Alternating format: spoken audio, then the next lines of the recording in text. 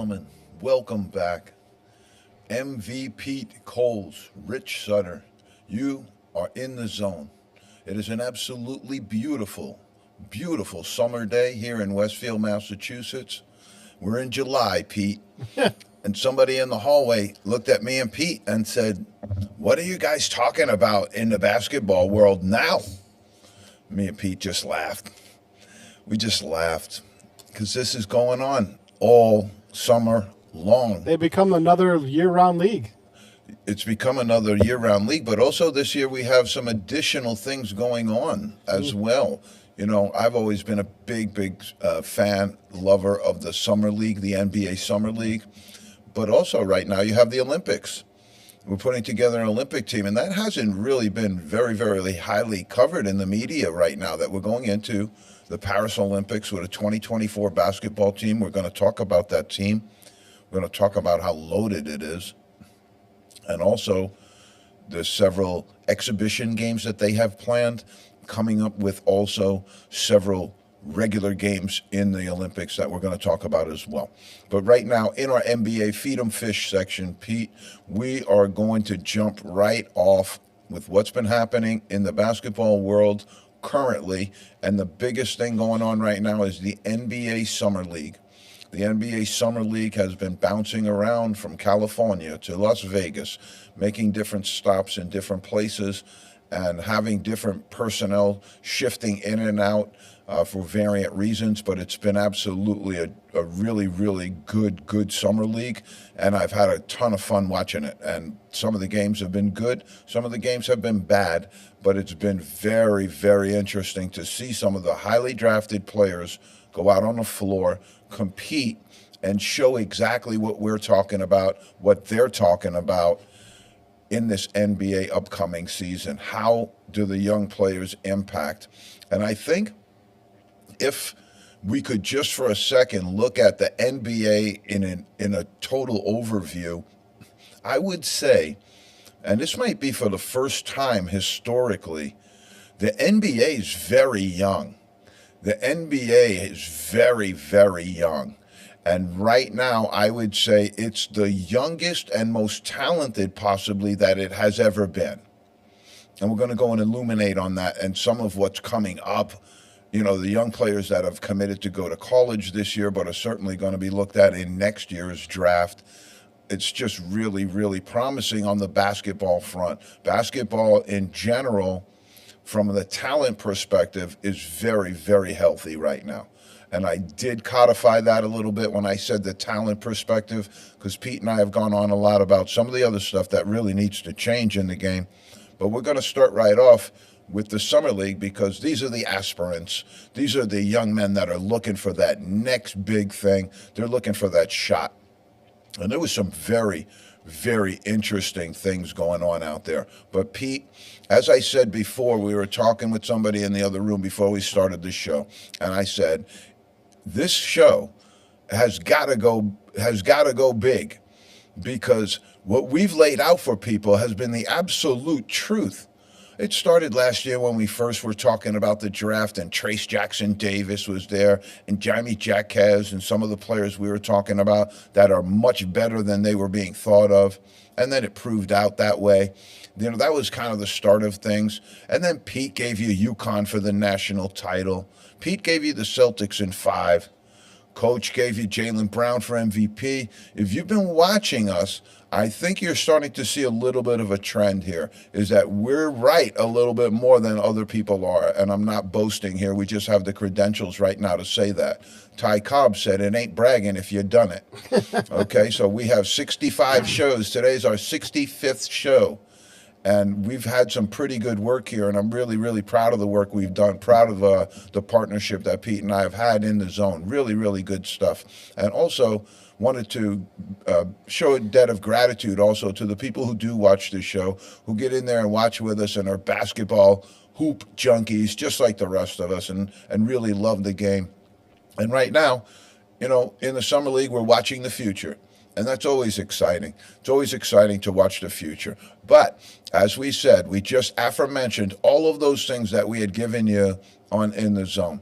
We, to my knowledge, I couldn't find anywhere else, but we in the zone were the first people to say Zach Edey was the number one pick, and we went with him as number one in our draft overall. Okay? We were the first ones to say that. Okay? Las Vegas now has the Big Z as number 2 in Rookie of the Year voting. He's number 2 after being drafted 9th. The people that are setting gambling numbers, the ones that are going to get burned if they're wrong, setting these numbers, they're saying Zach Edey is in the number 2 spot right now to be Rookie of the Year. That's how low the odds are on him being Rookie of the Year. I watched him in the Summer League the other night, Pete. We were 100% right. He was fantastic. He was just quick. Movements were good. Got up and down the floor, dunking everything, running the floor, had double-double, and just looked really, really good. He's also going to get a splash with the Canadian Olympic team as well. So he's also playing, I'm assuming, and this would happen with a couple of different players, I'm assuming that when you go into the Summer League, this is going to be a lot for the young man, you're entering into the Summer League, and then you're going to represent your home country in the Olympics. Now, that's certainly a special moment, but it's a lot also as you enter into your rookie season. But I think it's going to help showcase his skills, but also prove to people that this young man's going to be a good player in the NBA. I think the Grizzlies did themselves well. And now, just a quick shout out to all the general managers, 1 through 8, who did this and didn't grab this young man, who took Stephen Castle, who took Reed Shepherd. It's okay, fellas. We get it. It's hard to do this. But when you give it from in the zone, we're giving it to you from our heart. We don't have any vested interest in this. And right now, I think this young man's going to be one of the bright futures of the players in the NBA. Number 2, we also gave you Kel Ware. He had a monster Summer League game the other night. And where he was picked with the Heat, going again, they had Jamie Jaquez last year. He was 18. We thought much higher, for him, could possibly go. And he proved it the other night, I thought, in that Summer League game where I watched him run up and down, and he's very fluid. He's 7 foot, maybe 7'1", tremendous wingspan. He shows up on both ends of the floor, folks. He blocks shots. He can dunk anything. Gets around the basket. He's a problem. So Kel Ware, number 2 in the Summer League. I saw him, enjoyed watching him play, and I think that's going to be another player that's going to jump up in this draft and really, really be good. I think at 18, that's Grand Theft Auto right there. That's going to be Grand Theft Auto, Pete. That's just not shoplifting. That's just not stealing. That's a pick. That's a Grand Theft Auto pick. We're ready to go GTA on Kel Ware and put the GTA on the Big Z also. Getting him at 9 is going to be one of the great picks of all time, I believe. Stephen Castle, the UConn favorite, the Huskies. They love their guys out there, and the Huskies, what a program, what they're producing right now. They're dumping the NBA with players all over the place. They're sending 3 and 4 players into the NBA draft every single year, reloading, keeping the championship run. Right now, I've seen some people that have them projected as the number 1 team in the Big East right now, and I don't know what would stop anybody else from saying that. But Castle, I wasn't high on him at number 8. And I probably still am not. But I'm keeping my mind open because they played him at the point the other night. He looked pretty good doing it, and he's big and rangy. So if he could play the point, I think his odds in the NBA are better. I think if he has to go into the 2-guard position, that's going to create a set of problems for him. And so if he can exist and go as a Spurs point guard with the length they have with Wembanyama, having a 6'6" point guard doesn't hurt. All right, so Stephen Castle's had some very good moments in the Summer League as well. Husky fans, happy to report that to you. Jared McCain from the Sixers. All right, this is a young man out of Duke. We didn't think he should be, in this position. Just at 16, the fact that you have players, that are like Kel Ware and some of these other players that went around, and Jared McCain, I just don't see it right now. The other night he was 1 for 9, 0 for 3, and he had a very, very difficult night with 0 assists. Night before he played a little bit better, had a good game there, but I just didn't see that at 16. I said somewhere in the second round maybe, because as much as people complained about this draft, there were some talented players in this draft that you can get. And I think we're going to talk about a few of them now that slipped into the second round here. Teams made huge mistakes on these players. All right, Absolute huge mistakes on these players, Pete. Where'd this guy Keontae come from? Dropping 31 the other night. Who? Keontae George? Oh, yeah. Miami. Yeah, he's just Miami. Second round pick, right? This is his highlight reel. He might have been a first round pick.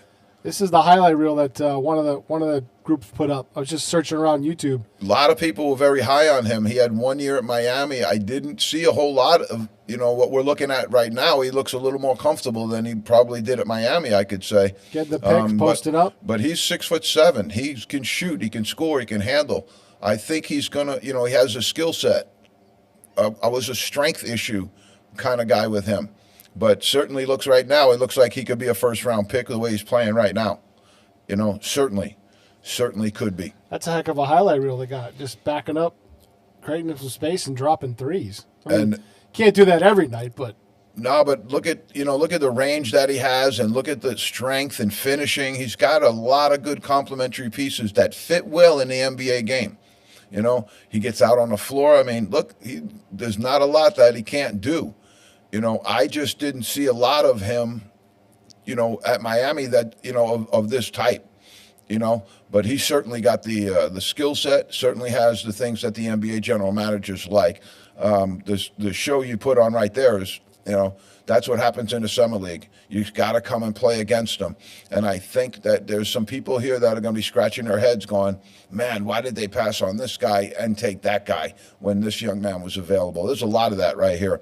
Dalton Connect, one of the guys that I thought was taken maybe a tad little bit too high. He's had some pretty good summer league moments. I'm going to give it to him. I might have been wrong on this one. I don't know. He's 6'7". He can dunk. He can get off the floor. And he shoots the ball very, very well from deep.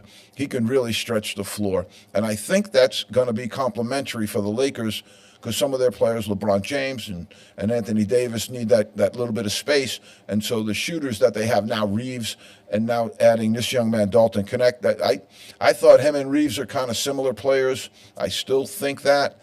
And I thought the Lakers needed more help up front, and there were some players up front that they could have grabbed, but they took him, at 17, and he looks okay. He looks pretty good. Tennessee prepared him well. The year at Tennessee did him well. Tristan Da Silva is a young man, 18. We had him. We liked him. Very, very good player out of Colorado. He's young. Got to get a little bit stronger, but he's very skilled. Has a European-style game right now. I've been watching him a little bit. I think he's going to be a good pro. Devin Carter, Providence prospect, got drafted very high by the Kings at 13, but has been injured and is going to be undergoing surgery, I believe, very, very soon for some injuries that he has. Not good.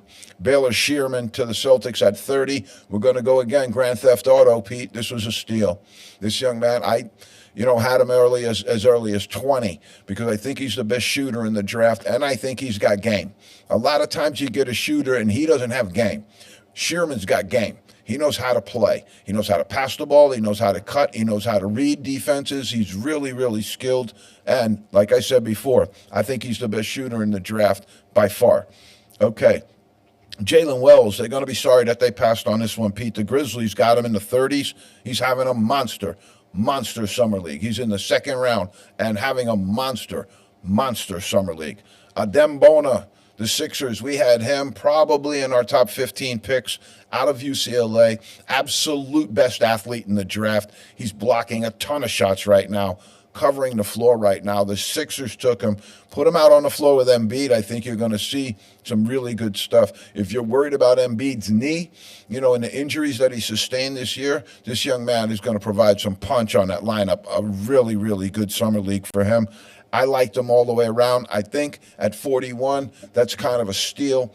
And I think that he might be the best. I thought, I'll go out on a limb, he's the best athlete in this whole group. Really, really unbelievable athlete. Cam Spencer to the Pistons, unfortunately.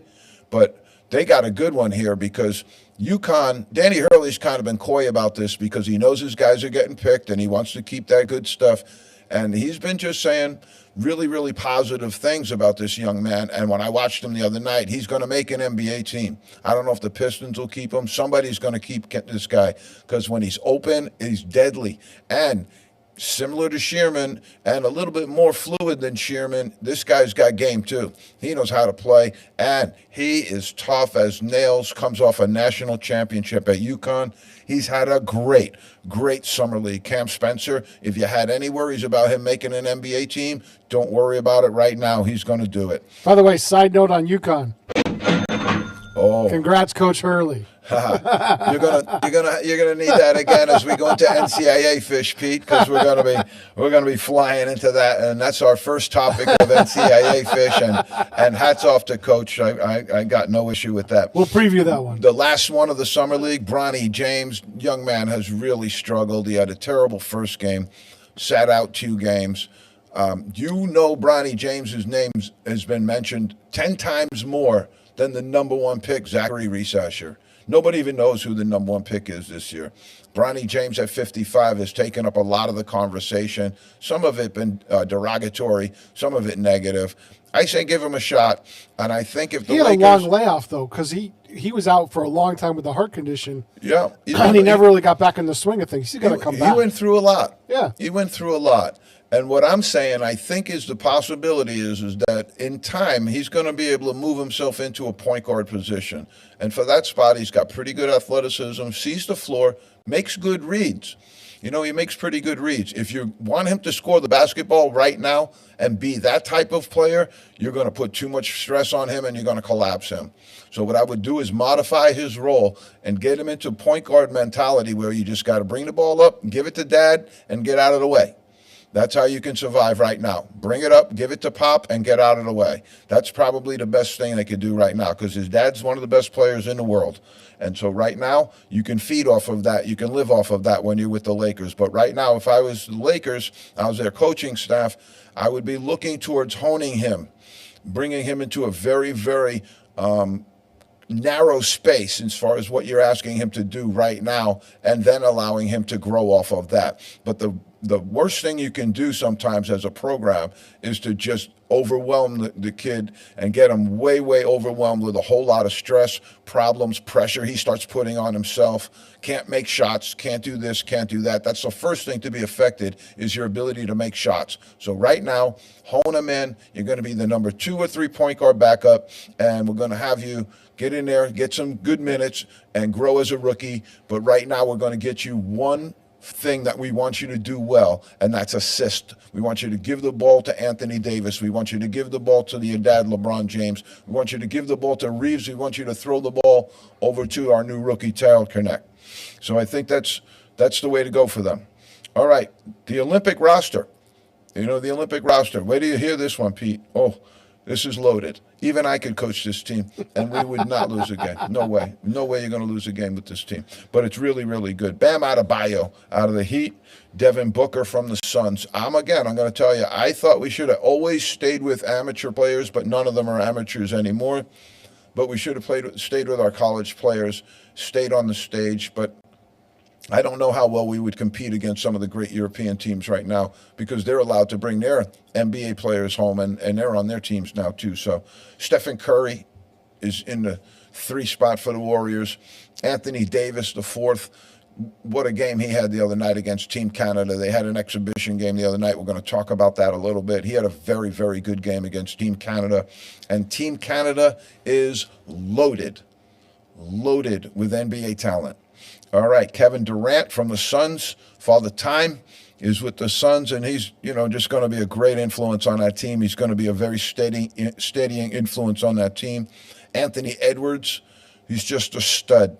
He's just going to be the guy that's going to be the new torch carrier in the NBA internationally. He's a stud. I'm really excited to watch him play out on the floor with all of these other great players now and just see his talent, his immense talent, and his immensely really good feel for the game to just rise and elevate now when you're out on the floor. Like when they had that dream team, those guys got out there with each other, and it was like watching Mozart. It was listening to Beethoven.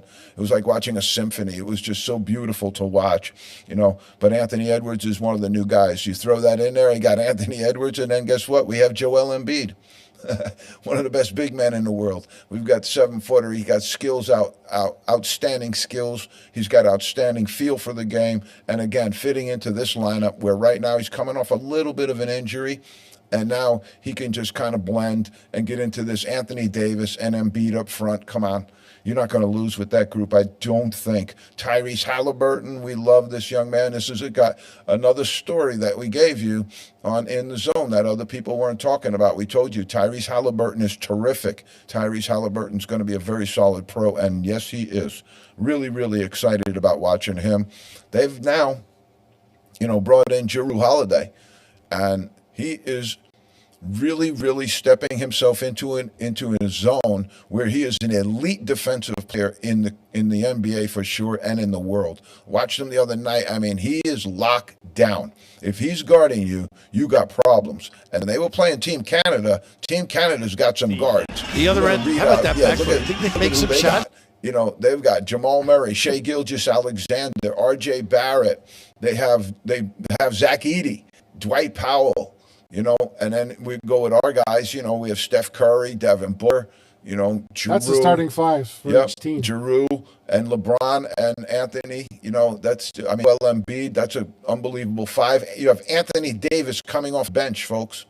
Got Anthony Davis coming off the bench. I think Jason Tatum off the bench too, right? So yeah. Yep. You had Jrue, terrific. Jason Tatum, another Celtic pick.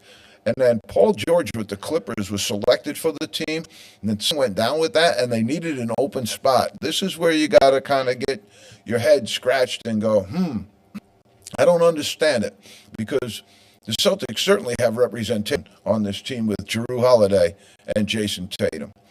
And I'm going to go and be a little defensive of this, but I can't be too defensive of it because it's a little crazy. The coaches want to put together a fit team. They want to put together a team that fits. And so if they lost a certain type of player, they may not just go with the next best player available. They may go with the best player that suits what they're lost.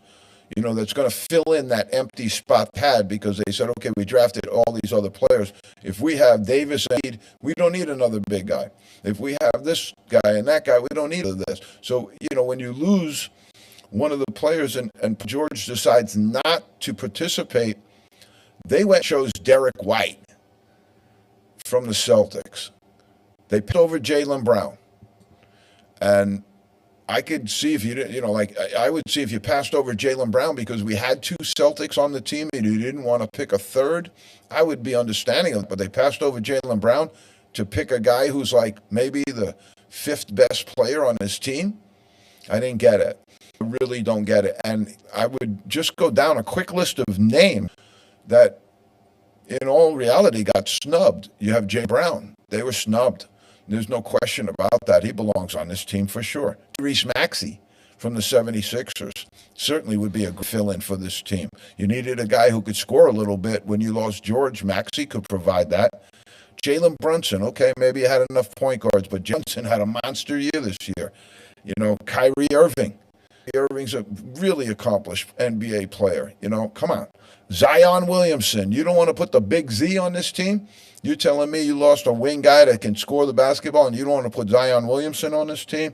I don't get it. Klay Thompson, if you needed a shooter, just recently moved over to the Dallas Mavericks. I just thought those guys are all deserving. Here's the schedule. July 28th, Serbia versus the United States.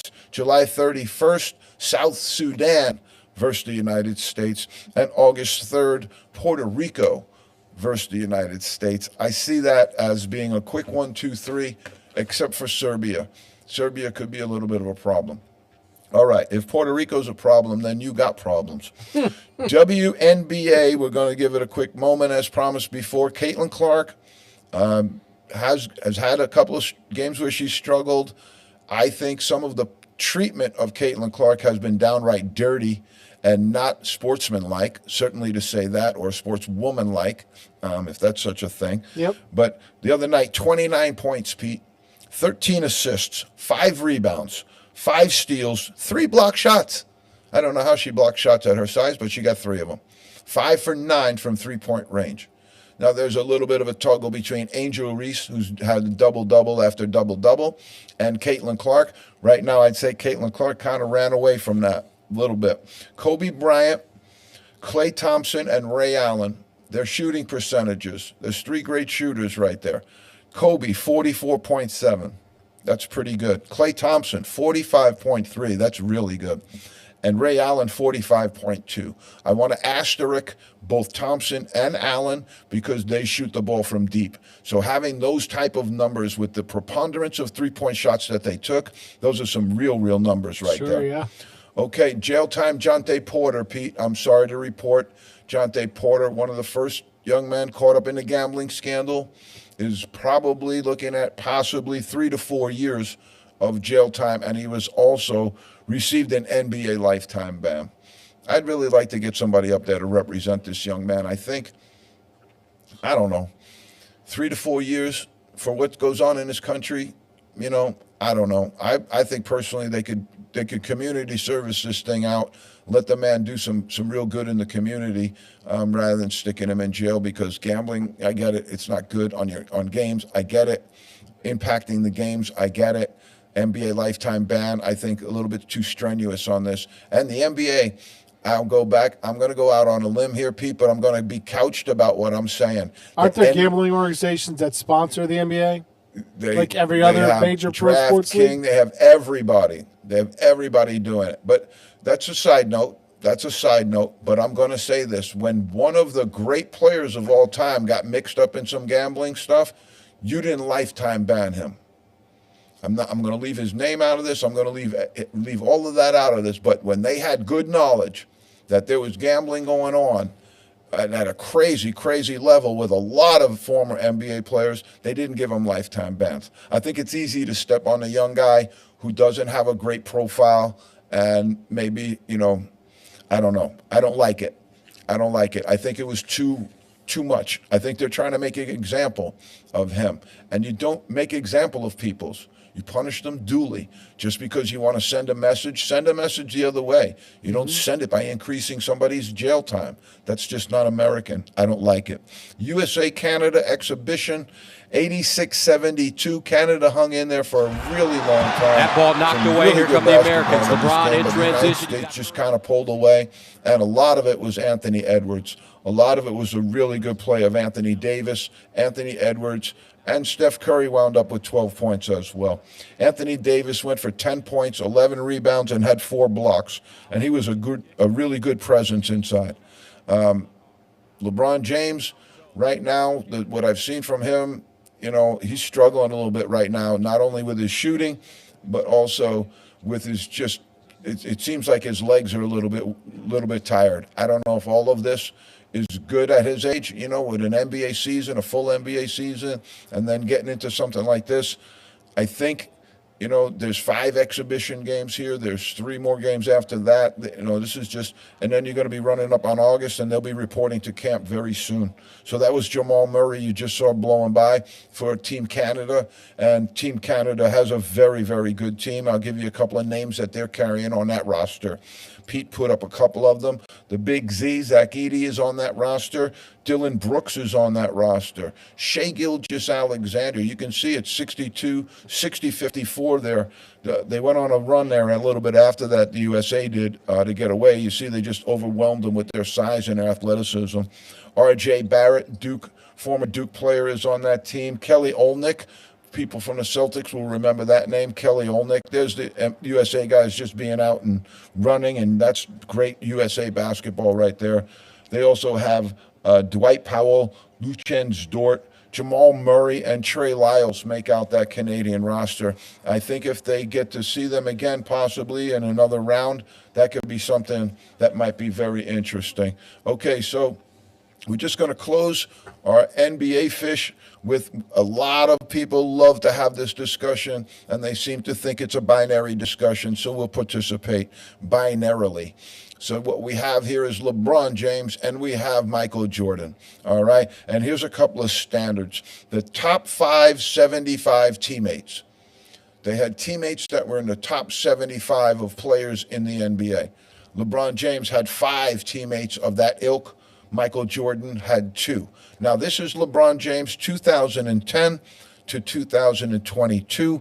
This is Michael Jordan from 1984 to 1993, and then again 95 to 98. There's a break there, and if you know there's a break there, then you'll go back to an aforementioned discussion that we just had on this show, and you might be able to fill in a blank there. Let's see if anybody fills it in and hits me up offline.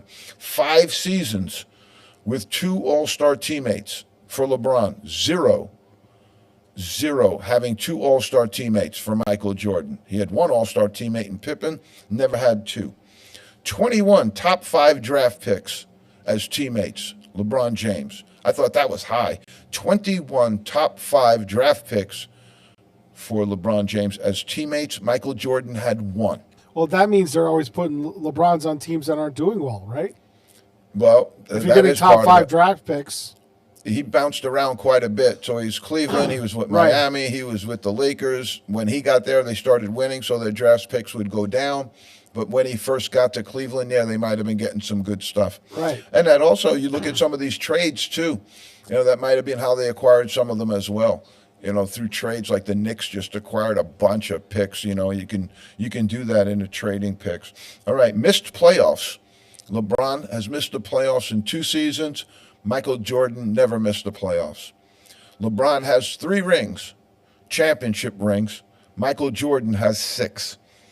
There are 5 finals losses for LeBron James. 5. LeBron James lost 5 times in the finals. Michael Jordan never lost in the finals. 0 three-peats for LeBron. Michael Jordan's Bulls had 2 different three-peats. Just some data for the discussion, folks. Just some data for the discussion. Okay, Pete, we're sliding.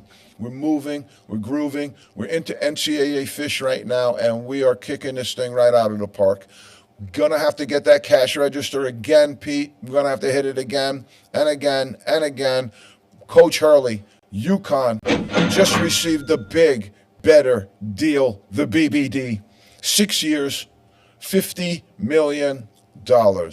Now, that's an intelligent play, folks.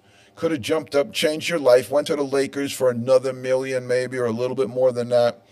But I think that given their father's background and how much of an icon he was in the game, but also the poor amount of salary that he earned the entire time he was a coach as he worked for a Catholic school, you're never going to get well paid.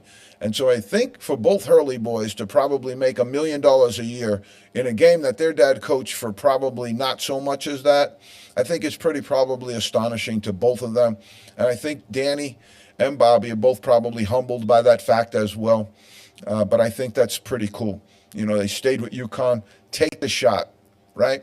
It makes him one of the highest paid coaches in the game, Pete. He is not the highest paid coach. He is in the number 2 spot right now, though. Bill Self is in the $9 million range right now per year. Think about this. He doesn't have to deal with all the NBA pros and all their egos, and he gets to do what he loves to do and coach at UConn. And you're getting $8 million a year. I was a little surprised that he's jumped ahead of Calipari.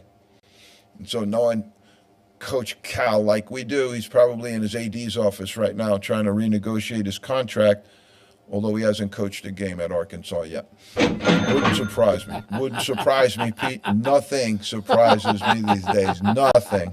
Okay, here's something for you on the NCAA front. Here's the top 30 sophomores that are coming back this year. All right, this is a good list, all right? Not a bad list. I'm going to give it to you. We'll go down it pretty quickly, and we'll give you the school that they're going to help this year.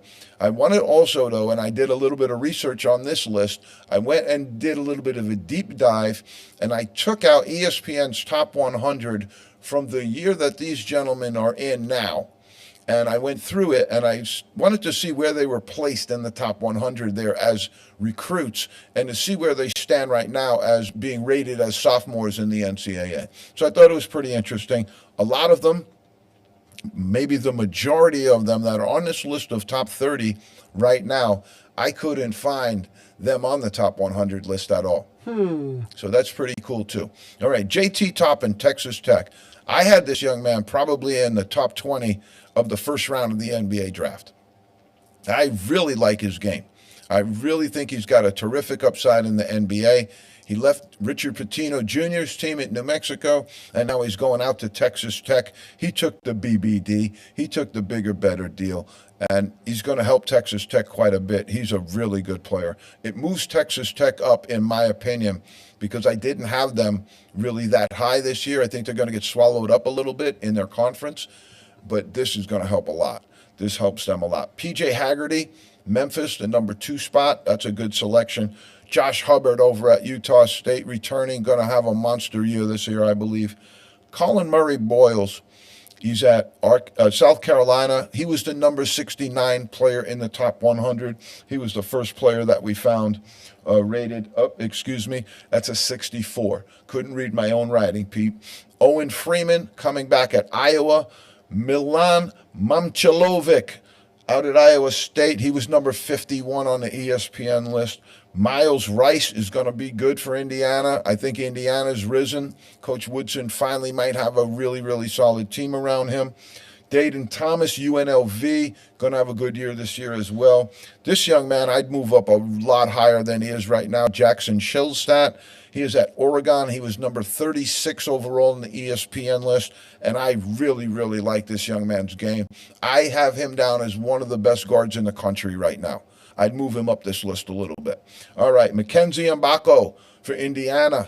Really like this young man. Stayed at Indiana. Had a little bit of off-court trouble and fought it out. It's going to be a solid player for Indiana. And they've got some help on the way. Okay, Marcus Burton for Notre Dame. Notre Dame went from having in the ACC the least amount of points returning to now having the most amount of points returning. That's a tribute to their coaching staff. It's also something that shows you that the basketball world is completely turned upside down right now. And if you haven't been around for a while, it may not take long to get back. Elliot Cadeau, UNC, the guard from North Carolina. He'll team up with R.J. Davis this year to form maybe the best backcourt in the country, if you would say preseason. 13 overall when he went out, and he's terrific. He's 12. He's got some speed. He's got some game. Malik Mack is at Harvard right now. They have him as the 13th best sophomore. He's a very good player as well. Alex Condon is at Florida. He's in the 14th spot. 15 is Motidis Kravis out of Arizona. 16, we go at Bay Dongo from Georgia Tech. All right, that's some really, really good talent right there. A lot of good players coming back. DJ Wagner at 17. He was at Kentucky. He left Kentucky to follow Calipari to Arkansas. He was the number 4 player overall in that class when he signed with Kentucky, and now he is in 17th spot. Adem Holloway, got to move him up a little higher. I think he's much better than where they have him. Alabama, he was 17th on ESPN list, and they have him in 18 right now. Okay, Jeremy Fears for Michigan State, solid player, really good. Jizzle James, there's a name for you, Pete. Jizzle James from Cincinnati in the 20 spot. 21, Eric Daly from UCLA, going to be really, really good. KJ Lewis, Arizona, is going to be another good player. This guy has to be moved up the list. I didn't see him on the list, but then we found him in the 89 spot. JoJo Tugler, he's at Houston. Kwame Evans at Oregon. Jalen Stewart at Connecticut, move him up. He's going to be really good. Xavier Brown at St. Joseph's, nice.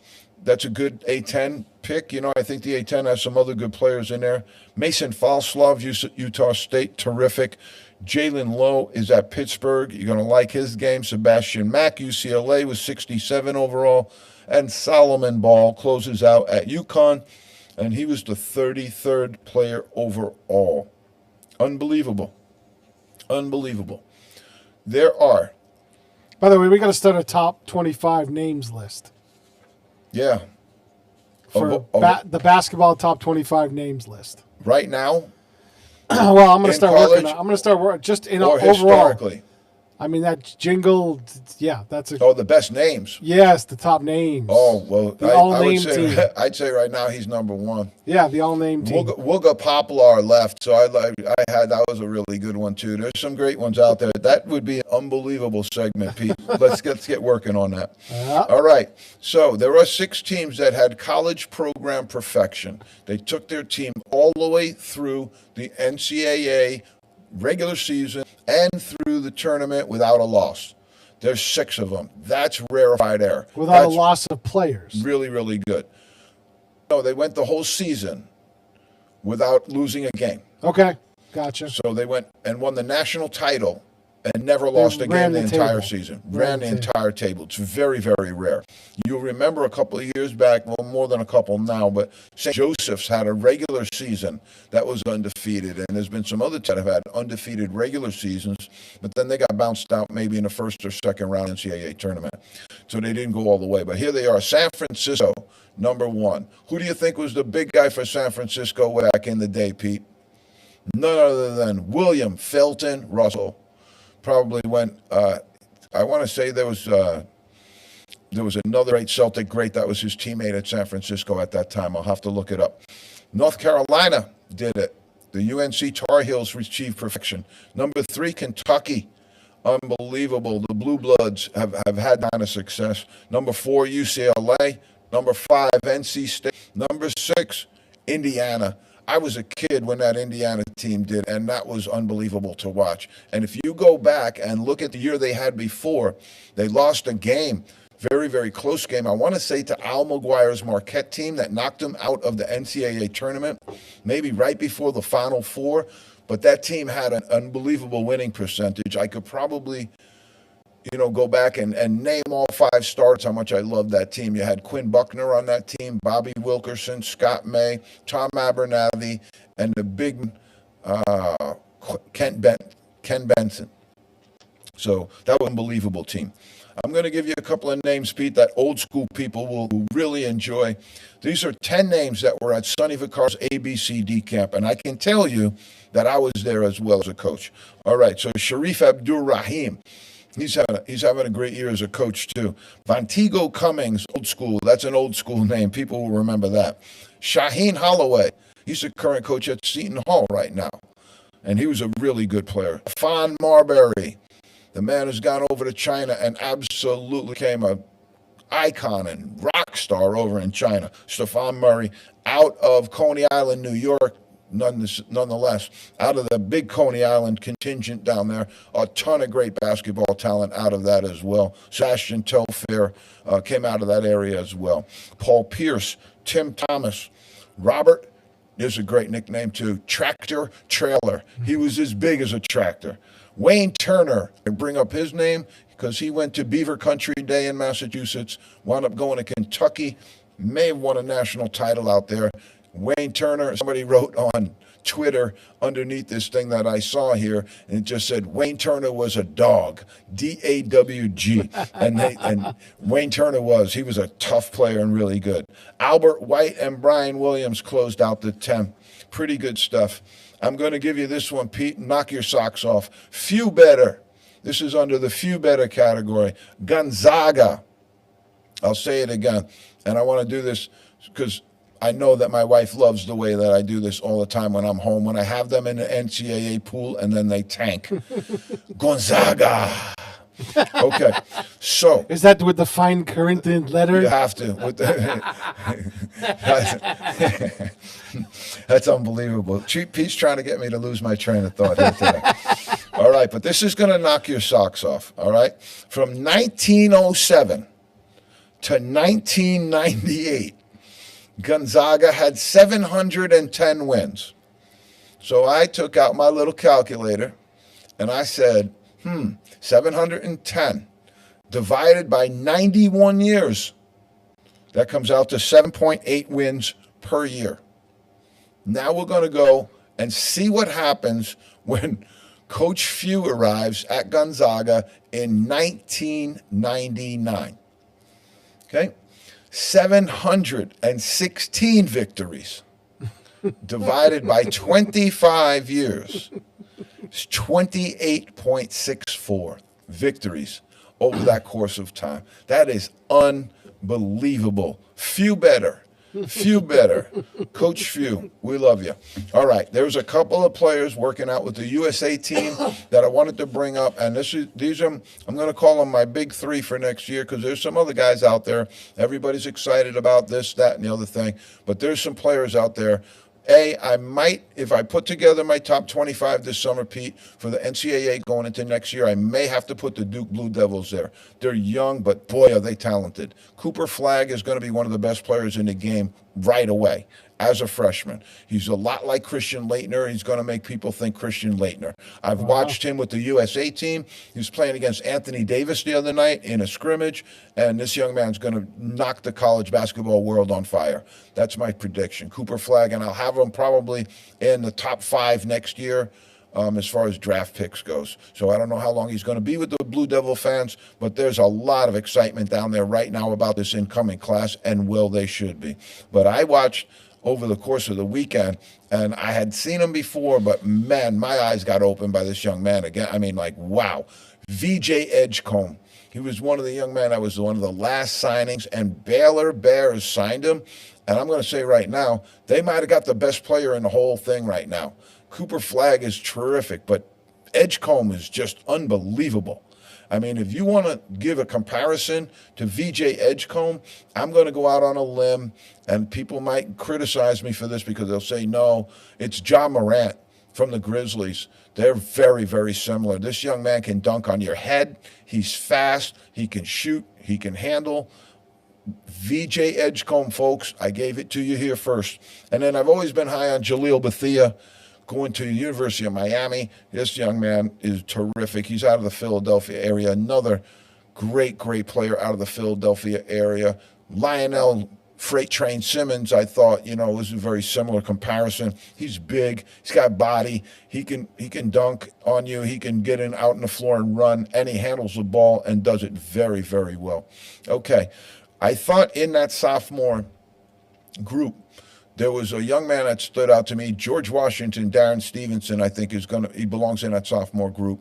If you have the other guy in there from the A-10, Darren Stevenson's going to be a really, really good player for GW this year. He's going to lead them, and I think he's going to help them get back on track here. Here's a couple of VCU taking the top 10 of the A-10. Here's the A-10, and these are just projections right now. This is nothing, where anybody's saying anything, but these are computer projections based upon a number of different players and all this other stuff. So we're just going to go through it because we know there's a lot of interest in that out here on the East Coast, and we're just going to quickly go through that for you. VCU is going to be number 1, they're calling, and I'm going to give you also in parentheses, he went through a little bit more research. I went into this and said, let me talk about the number of trips to the tournament that these people have had, and it's from a certain period of time on, obviously. It's not forever. But VCU has 7, very well represented. Dayton has 5. They picked Dayton to be number 2. Dayton, you have to move up to 6 because this was put together before they went into the tournament. So Dayton and Duquesne are both +1. Duquesne came out of the blue and won the tournament, did a great job, and then Dayton was fortunate to get an at-large bid. So they had 2 this year from the A-10. They have Davidson picked number 3. I don't know where that's coming from. I really, really don't know where that's coming from. I don't see Davidson that high. They haven't had a good year under their new coach yet, and I just haven't seen it. So, and they didn't have a lot going on last year, but they have 3 trips to the NCAA in that time, and some of that goes back when Steph Curry was there as well. St. Louis, this is Travis Ford's old team, and they have a new coach. They brought the coach over from Indiana State. They also brought in Robbie Avila. And Robbie Avila, I think, is going to be one of the best big men in the Big Ten. I have him down as one of the best big men in the entire country. And he has a couple of cool nicknames. They call him Kareem Abdul-Jabbar and some other crazy nicknames like that. But he's really talented, very skilled, and he's big. He's a load. So he can handle it inside with some good post moves, and he also has a nice ring from the outside as well. So keep an eye on that. I think that's really going to help them. But moving St. Louis up to number 4, after they were in last place, almost dead last in the league. They looked better in the tournament, but they lost quite a bit of seniors on that team as well. So I just don't see it. Rhode Island, again, number 5. St. Louis went to the NCAA 2 times as well, people. Rhode Island moved up number 5. I haven't seen anything out of Coach Miller that would make this stick. I didn't see their team last year didn't perform very well. I don't know what they've done in the offseason that makes this a great climb up the ladder here. But you're talking about a team that was probably close to last place last year, and now they're putting them up in the 5 spot. I think that's way, way too high. They have Massachusetts in the 6th spot. I think that's a little bit high as well, because Massachusetts lost their big guy. They lost Matt Cross. They lost a lot of their point percentages for last year. I like what Coach has coming back. I like their team a little bit, but I think 6 could be a little too high for them as well. St. Joseph's, I think St. Joseph's team, you might want to move up the ladder here a little bit. They retain a good number of players.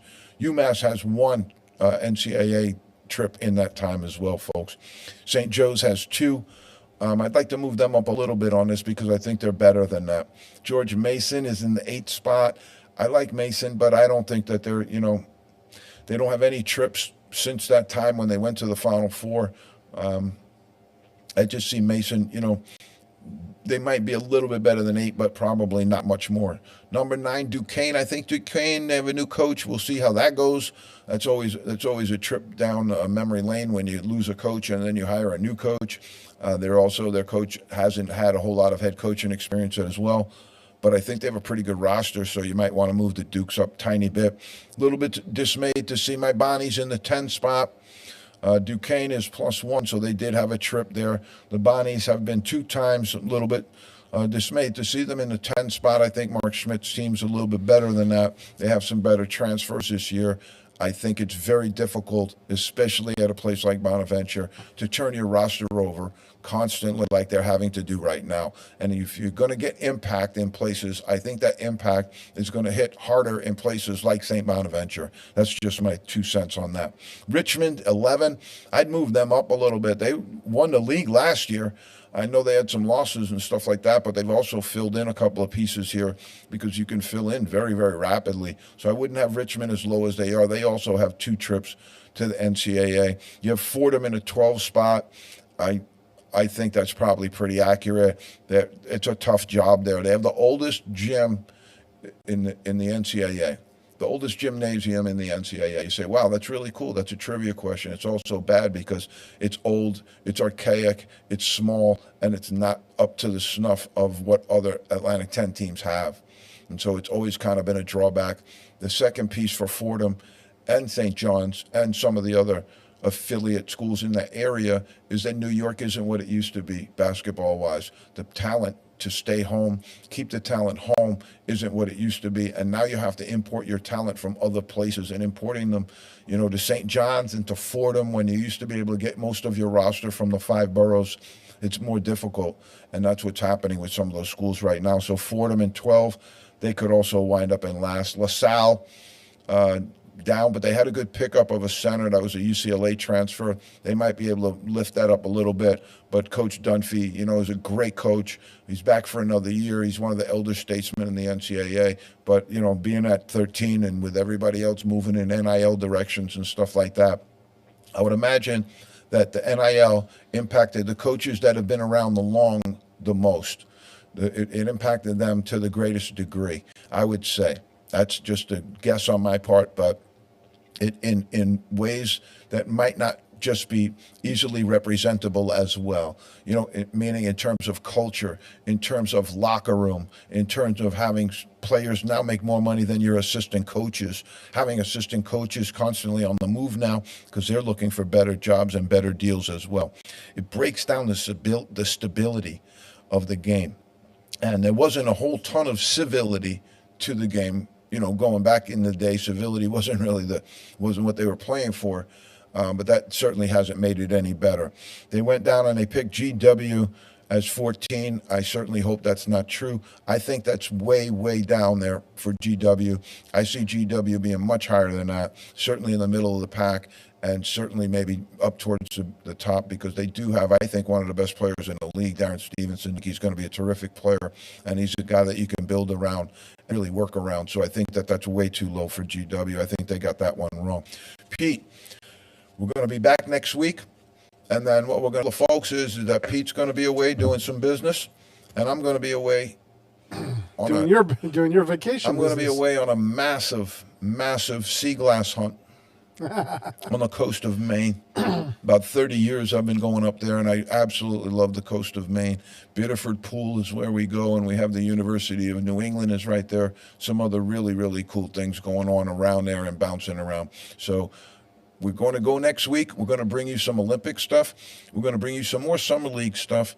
And they'll also have, a bunch of other things going on. And then rapidly this summer, we're in the middle of July, folks. So we're going to start seeing, August will be a little bit quiet. We'll be able to, take a little bit of downtime in August maybe as well. But September is going to kick right back in. School's going to start up, and everybody's going to be pumping it up and having their roster ready. So we'll be back in the zone. We're going to be back next week. And then maybe for a week or two, we'll keep you posted and we'll let you know next week.